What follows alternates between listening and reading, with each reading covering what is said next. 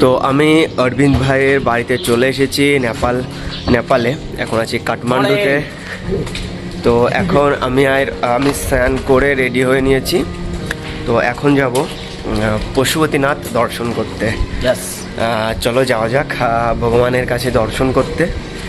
আর বেশি দূর না, অরবিন্দ ভাইয়ের বাড়ি থেকে मात्र 1.5 किलोमीटर, माने 1 किलोमीटर और हाफ किलोमीटर। 1 किलोमीटर भी नहीं, सिर्फ मेरे और पशुपतिनाथ मंदिर के बीच में एक रोड है।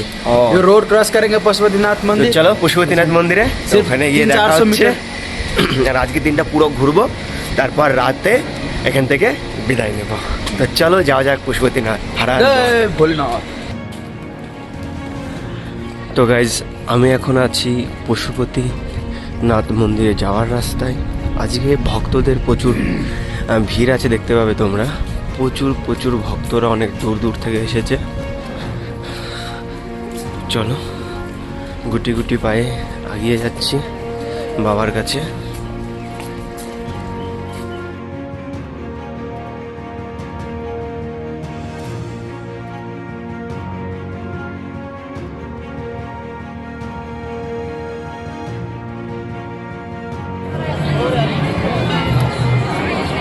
তো গাইজ সামনে যেটা দেখতে পাচ্ছ এটা পশুপতিনাথ মন্দির।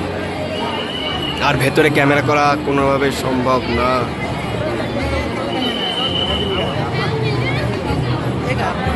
আর ভক্তদের ভিড় দেখো শুধু।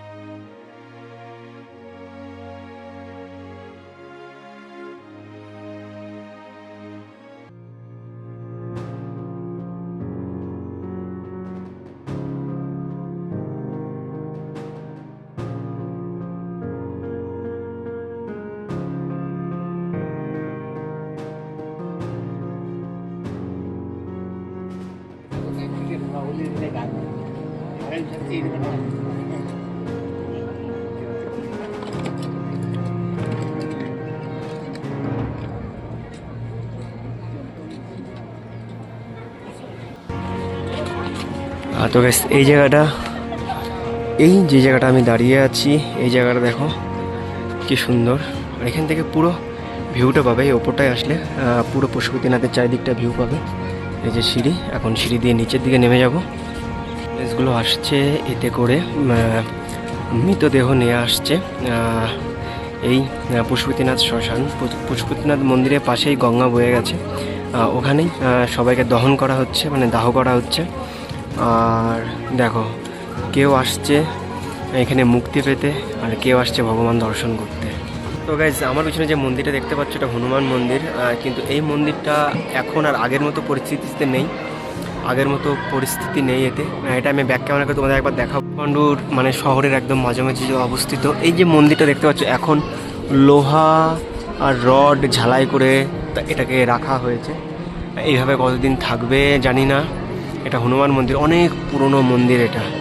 আশা করা যায় যুগ ধরে এভাবে থাকুক, সব ভক্তরা আসুক, অনেক পুরনো মন্দিরটাকে দর্শন করুক। এটা নেপালে অবস্থিত, আশা করি প্রত্যেকের ভালো লাগবে। এখন পশুপতিনাথ দর্শন করে আমরা ঘরে চলে এসেছি।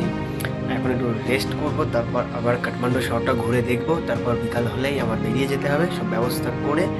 তারপরে বিকালে ঘরে এসে একবারে সাইকেল নিয়ে বেরিয়ে যাব। তো চলো তার আগে কাঠমান্ডু শহরটা সুন্দরভাবে ঘুরে নিই। কাঠমান্ডু অনেকটা ঘুরেছি, ঘুরে চলে এসেছি ওখানটায় বাড়িতে। আর এখন এই যে আমার সাইকেল আর আমি পুরো রেডি হয়ে গেছি। এখন আমি ইন্ডিয়ায় ফেরত যাব আজকে।